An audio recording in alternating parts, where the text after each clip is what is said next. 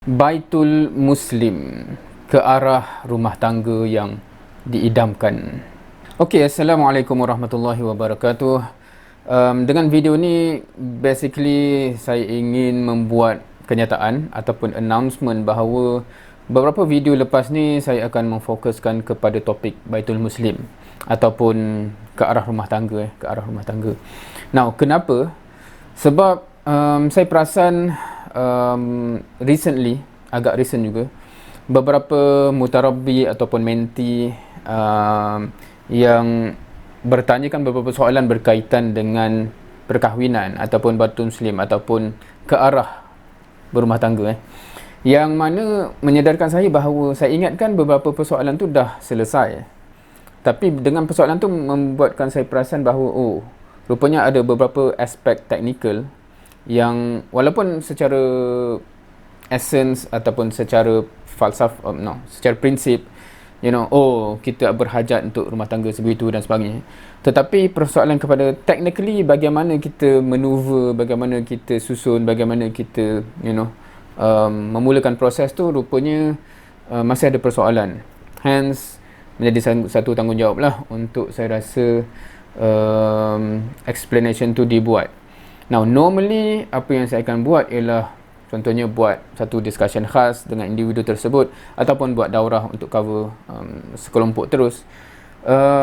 Cuma saya terfikir might as well saya sediakan materialnya terus supaya dianya available untuk bila-bila ataupun grup lain yang perlukan benda yang sama, InsyaAllah. Hence itulah yang akan saya fokuskan dalam masa terdekat ni, dalam beberapa video akan datang, InsyaAllah. Cuma satu disclaimer yang saya rasa saya perlu buat untuk mengelakkan silap faham. Bila saya berbicara dengan topik ini, biasanya dia dalam satu konteks yang agak spesifik, yakni ianya tailor-made kepada mereka yang mengidamkan satu rumah tangga, satu perkahwinan yang berkait rapat dengan dakwah. Maksudnya mereka yang bercita-cita rumah tangga mereka tu sinonim ataupun selari ataupun membantu untuk mereka istiqamah dan long term dalam dakwah ni lah, kan, basically. So perbincangannya akan berbeza. Saya bagi analogi lah, kan. Sebab setengah orang kata macam, kena macam tu ke? Tak boleh ke? Salah ke kalau tak macam tu, kan? Soalan-soalan tu biasa timbul bila saya suggest something. Isunya ialah suggestion saya itu berdasarkan asas tadi, kan. Kalau saya ambil contoh yang lain, sekiranya seseorang tu dia kata saya mengidam nak jadi doktor perubatan, doktor pakar. So mungkin bila kita bersembang tu di level sekolah menengah, mungkin saya akan suggest belajar sungguh-sungguh sebab sebolehnya secure SPM macam ni, lepas tu masuk asasi perubatan ke secure CGPA macam ni supaya boleh pergi kepada degree perubatan and so on. Now, kalau dia respon, kena juga ke macam tu?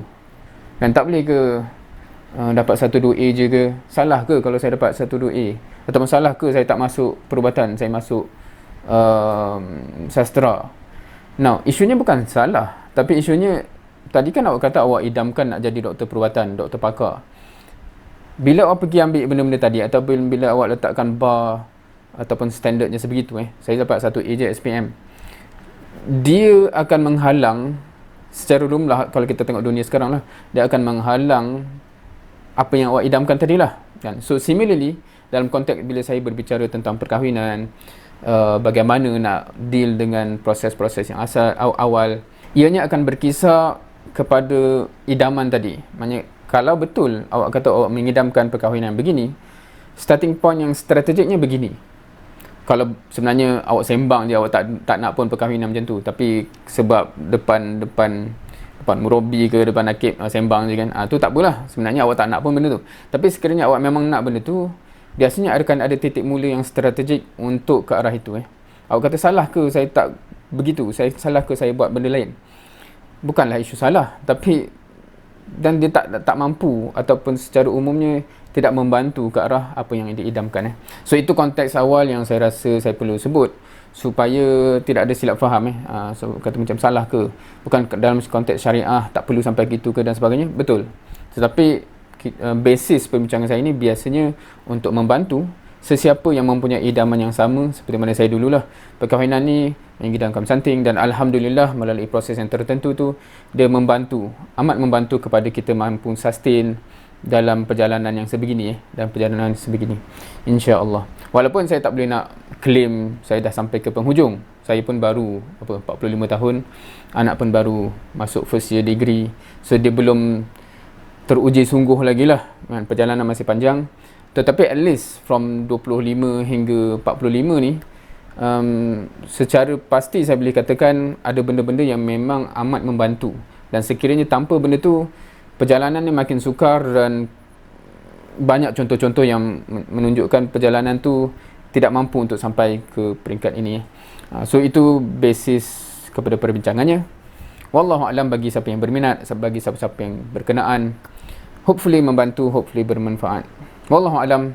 InsyaAllah di video akan datang kita jumpa lagi.